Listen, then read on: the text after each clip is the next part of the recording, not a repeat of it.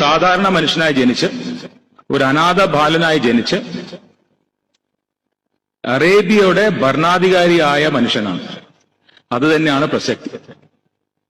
അദ്ദേഹത്തിന്റെ ടീച്ചിങ്സിലൂടെ പോകുന്ന സമയത്ത് നമ്മളൊരു കാര്യം വളരെ വ്യക്തമായിട്ട് മനസ്സിലാക്കാം. വളരെ എളുപ്പത്തിൽ തന്നെ അദ്ദേഹത്തിനെ പറ്റി വായിച്ചാൽ നമ്മൾ എന്താണോ ജീവിതത്തിൽ നന്മ, നല്ലത്, പുണ്യമെന്ന് പറയുന്നത് എല്ലാം തന്നെ നമുക്ക് അദ്ദേഹത്തിൽ കാണാൻ സാധിക്കും. അദ്ദേഹത്തിന്റെ ഏറ്റവും എന്നെ ആകർഷിച്ച ചില ചെറിയ ചെറിയ കാര്യങ്ങൾ, അദ്ദേഹത്തിന്റെ ടീച്ചിങ്സിൽ എന്നെ ആകർഷിച്ചത്, ഒരു മകൻ എന്നുള്ള നിലയ്ക്ക് അദ്ദേഹം പറഞ്ഞ് അമ്മയുടെ കാൽ ചുവട്ടിലാണ് സ്വർഗം, അച്ഛന്റെ വേർപ്പാണ് ഒരു കുടുംബത്തിന്റെ ആധാരം. ഒരു ഭർത്താവ് എന്നുള്ള നിലയ്ക്ക് അദ്ദേഹം പറയുന്നത് ഭാര്യയെ ഒരു നോട്ടം കൊണ്ടുപോലും നമ്മൾ വിഷമിപ്പിക്കാൻ പാടില്ല, ഭർത്താവിനെ ശപിക്കാൻ പാടില്ല, സ്ത്രീകളെ ഏറ്റവും അധികം ബഹുമാനിക്കണം.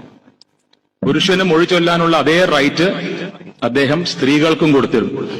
ആ സ്ത്രീക്ക് അവരുടെ കുടുംബജീവിതത്തിൽ തൃപ്തിയില്ലാതെ വരുന്ന ഒരു കാലത്ത് വളരെയധികം ഒരു ജെൻഡർ ജസ്റ്റിസ് എന്ന് നമ്മൾ ഇംഗ്ലീഷിൽ പറയുന്ന അത് ആ കാലഘട്ടത്തിൽ അദ്ദേഹത്തിന് ചെയ്യാൻ സാധിച്ചു എന്നുള്ളത് വളരെ വലിയൊരു കാര്യമാണ്.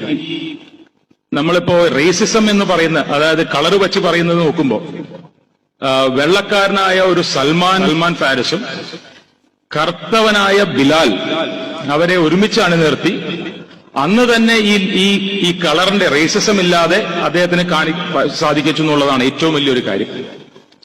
അതുപോലെ തന്നെ ഒരു സൈന്യമില്ലാതെ, ഒരു അംഗരക്ഷകനില്ലാതെ, ഒരു സ്ഥായിയായ ഒരു വരുമാനമില്ലാതെ അദ്ദേഹത്തിന് ഒരു വലിയ ഒരു കിങ്ഡം എന്ന് പറയാൻ പറ്റില്ല, ഒരു ഭരണം അദ്ദേഹത്തിന് കെട്ടിപ്പടുക്കാൻ പറ്റിയെന്നും അത് തുടർന്നു പോകാൻ സാധിച്ചു എന്നുള്ളതാണ് വലിയൊരു കാര്യം.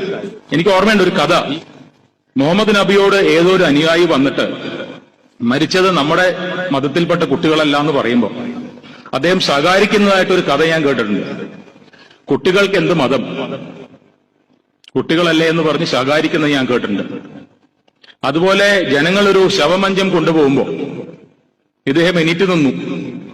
അപ്പൊ ആരോ പറഞ്ഞു ഇത് മുസ്ലിം അല്ലല്ലോ. അപ്പൊ അദ്ദേഹം പറഞ്ഞു അത് മുസ്ലിം അല്ല, പക്ഷെ അത് മനുഷ്യനാണ്. ഇപ്പൊ നമ്മളിപ്പോ ഈ വർഗീയതയെ പറ്റിയൊക്കെ നമ്മളിപ്പോ പറയുന്ന ഒരു സമയങ്ങളിൽ ഇത് വളരെ വളരെ പ്രസക്തമാണ്. അതുപോലെ കല്യാണങ്ങളെ പറ്റി ഇതെന്നെ വളരെയധികം ആകർഷിച്ചൊരു കാര്യമാണ്. ഇന്നിപ്പോ നമ്മൾ ഏത് കല്യാണത്തിന് പോയാലും നമ്മൾ വളരെ വലിയൊരു ആർഭാടം കാണുന്നുണ്ട്. അപ്പൊ മുഹമ്മദ് നബിയുടെ വലിയ ടീച്ചിങ്സിലെ വളരെ ഇമ്പോർട്ടന്റ് ടീച്ചിങ് എന്ന് പറയുന്നത് ഏറ്റവും ചെറിയ കല്യാണമാണ് ഏറ്റവും മഹത്തായ കല്യാണം. അപ്പോ ഈ ടീച്ചിങ്സ് ഇദ്ദേഹത്തിന്റെ ജീവിതത്തിലൂടെ നമ്മൾ നടന്നു പോകുമ്പോൾ ഈ പറഞ്ഞ പോലെ അനാഥ ബാലൻ എന്ന് തുടങ്ങി